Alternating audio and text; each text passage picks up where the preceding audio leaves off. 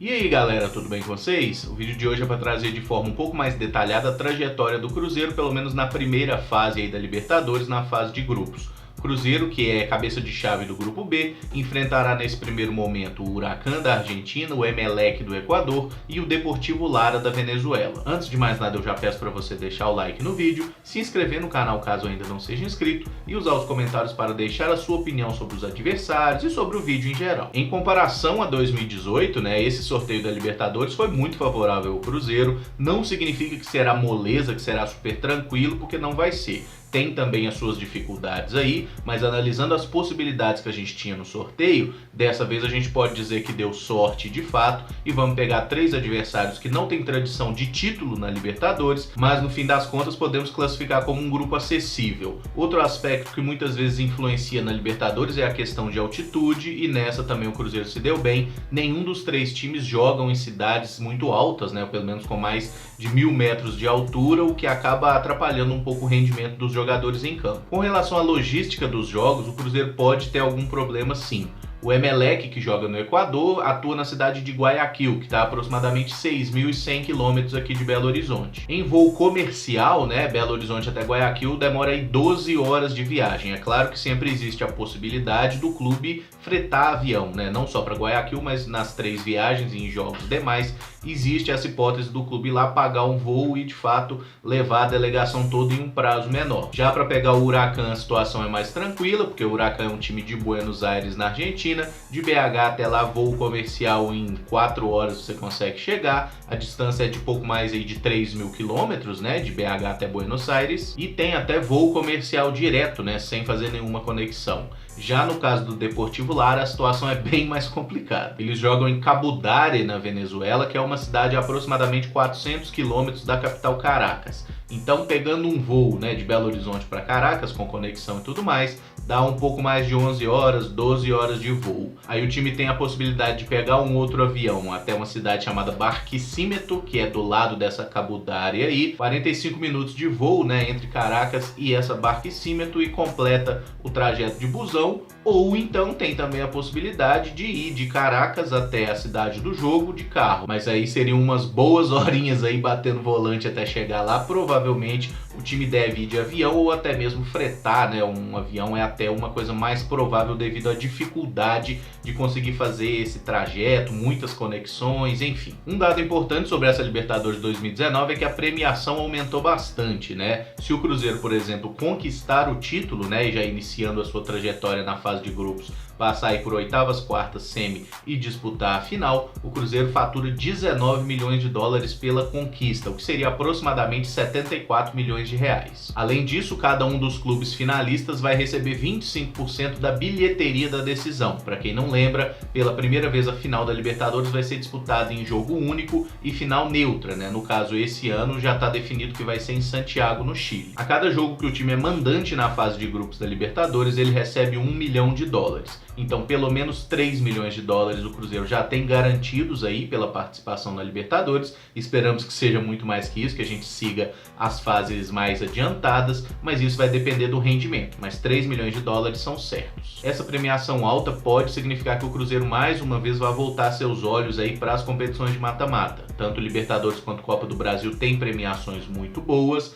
mas vale ressaltar que no Campeonato Brasileiro a situação mudou a partir de 2019 e quanto a gente vai receber de verba de TV depende muito do nosso rendimento em campo.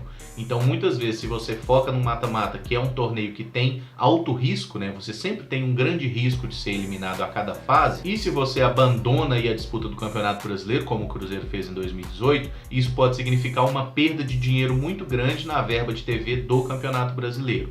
Então é importante que o Cruzeiro consiga ter um elenco um pouco mais equilibrado e concilie melhor as competições, porque em 2018 realmente me incomodou bastante, acho que incomodou a todos nós a forma que o Cruzeiro encarou o Campeonato Brasileiro, completamente alheio à disputa. Agora vamos falar dos adversários em si, tá? O Emelec do Equador tem uma pequena história de confrontos contra o Cruzeiro, que foi justamente na Copa Libertadores no ano de 2001. As equipes se enfrentaram pela fase de grupos, o Cruzeiro venceu em casa por 2-0, com 2 gols do Giovani. Lá no Equador a partida ficou 0-0. Nessa Libertadores 2018 o Emelec foi muito mal, eles estavam no grupo que tinha Flamengo e River Plate. Começaram bem, empataram fora de casa com o Santa Fé, depois perderam todos os 5 jogos, incluindo os 3 jogos em casa.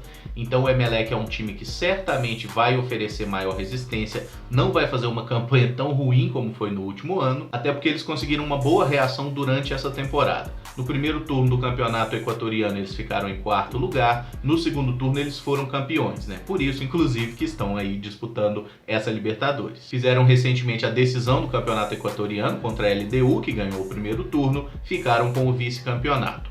Durante toda a temporada foram 52 jogos, com 23 vitórias, 11 empates e 18 derrotas. O artilheiro e melhor jogador do time é Brian Angulo, atacante que marcou 31 gols em 45 jogos nessa temporada. O volante Dixon Arroyo é quem dá equilíbrio ali no meio-campo, enquanto o goleiro Esteban Dreher, de 37 anos, é o líder da defesa. O zagueiro Marlon Merria e o lateral direito Juan Carlos Paredes, que tem experiência até de disputar a Copa do Mundo e até Premier League pelo Watford, são outras referências da equipe. Já o Huracan enfrentou o Cruzeiro há pouco tempo, a maioria inclusive deve lembrar, Libertadores 2015 os times se enfrentaram justamente na fase de grupo. Primeiro jogo no Mineirão, as equipes ficaram num empate em 0-0, o Cruzeiro inclusive perdeu várias oportunidades naquele dia. O jogo de volta na Argentina nós perdemos por 3-1, inclusive Ramon Ábila, né, que seria atacante do Cruzeiro pouco depois, marcou 2 gols nessa partida. Esses foram os únicos confrontos entre os dois times na história, e nessa temporada são 14 jogos até aqui, com 7 vitórias, 5 empates e 2 derrotas,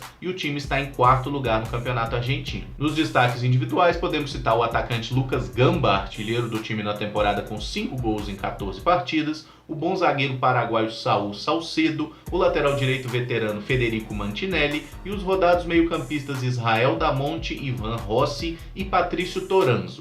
Marcos Dias, outro veterano, é o dono da meta do Huracan há vários anos, e o Andrés Chaves, centroavante que passou por Boca Juniors e São Paulo, também faz parte do elenco do clube. Já o Deportivo Lara é candidato a sparring, né? Parece de fato ser o time mais fraco do grupo, mas na Libertadores 2018 até fez um bom papel. Eles venceram o Independiente e o Millonários da Colômbia jogando em casa, depois tiveram 4 derrotas, inclusive uma por 7-2 contra o Corinthians lá dentro da sua casa. Lara e Cruzeiro nunca se enfrentaram na história. Durante essa temporada 2018, eles fizeram 52 partidas, com 19 vitórias, 17 empates e 16 derrotas, um desempenho bem mediano, digamos assim. Após ficar nas quartas de final do primeiro turno do Venezuelanão, baita nome, eles conseguiram o título do segundo turno da competição e com isso fizeram a final do campeonato venezuelano contra o Zamora. Empataram em casa e levaram a coça de 4-0 fora de casa, ficaram aí com o vice. O goleador do time é Jesus Hernández, centroavante que anotou 13 gols em 44 jogos durante o ano. O colombiano Elbert Soto é uma referência na armação, um bom pontinho ali, enquanto o paraguaio David Mendoza é o homem de confiança na zaga. Veteranos como o goleiro Carlos Salazar, de 38 anos, e Giacomo Di Giorgi, de 37, são titulares absolutos do time. Resumindo, é um grupo bem acessível, o Cruzeiro tem a obrigação de ser protagonista, ditar o ritmo e classificar sem sofrimento, até para compensar o que a gente passou em 2018. Apesar disso, acho que é essencial que a torcida compre a ideia e lote o Mineirão nos 3 primeiros jogos. Ah, mas é jogo menor, não importa. Conquistar os 9 pontos em casa é o primeiro passo para conseguir uma classificação tranquila. Se a gente vence os 3 jogos do Mineirão e consegue vencer o Lara fora de casa, que é o adversário mais fraco do grupo, digamos assim, a situação já fica muito bem encaminhada, a gente fica 99% classificado. Jogar contra o Emelec e contra o Huracan fora de casa não são cenários tranquilos, os caras conseguem fazer um caldeirão e são jogos complicados, então a gente não pode perder ponto por bobeira, até porque a questão de fazer uma boa campanha também acaba pesando na questão da ordem dos mandos de campo, né, que é uma coisa que acaba sendo importante. Só pra gente lembrar, tem aquela estatística aí de que o Cruzeiro com o Mano Menezes, praticamente em todos os confrontos que decidiu em casa, a gente conseguiu levar a melhor. Passou da primeira fase, vira outro campeonato, a gente pode pegar times muito complicados, mas a gente tem que focar na primeira fase.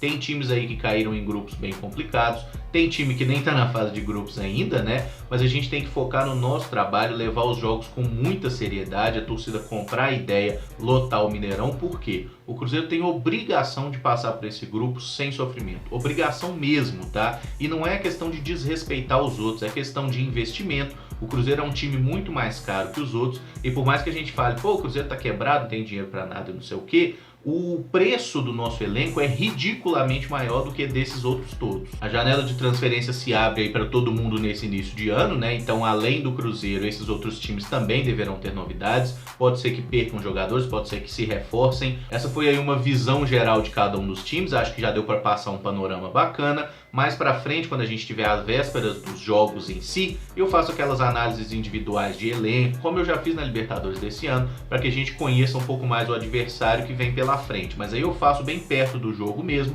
para a gente ter uma referência bem próxima do que o time vem jogando. O Cruzeiro é absolutamente favorito no grupo, mas isso não significa nada se não jogar bola, né? Tem que mostrar dentro de campo o porquê desse favoritismo. Apesar dessa dificuldade com logística e tudo mais, eu acho que no final das contas o sorteio foi muito bom pra gente e a caminhada aí em busca desse tricontinental começou da melhor forma possível. Dá pra gente ficar otimista assim, beleza? Galera, o vídeo fica por aqui então. Se gostou, deixa o like, se inscreve no canal caso não seja inscrito, usa os comentários para deixar as suas opiniões, falar o que imagina de cada um dos oponentes. E se quiser dar uma moral maior ainda, compartilhe o vídeo aí com outros cruzeirenses, grupos e tudo mais. Vamos ajudar a espalhar a palavra e conhecer um pouco mais aí dos nossos adversários, beleza? Muito obrigado por acompanhar, um abraço e até o próximo vídeo. Valeu!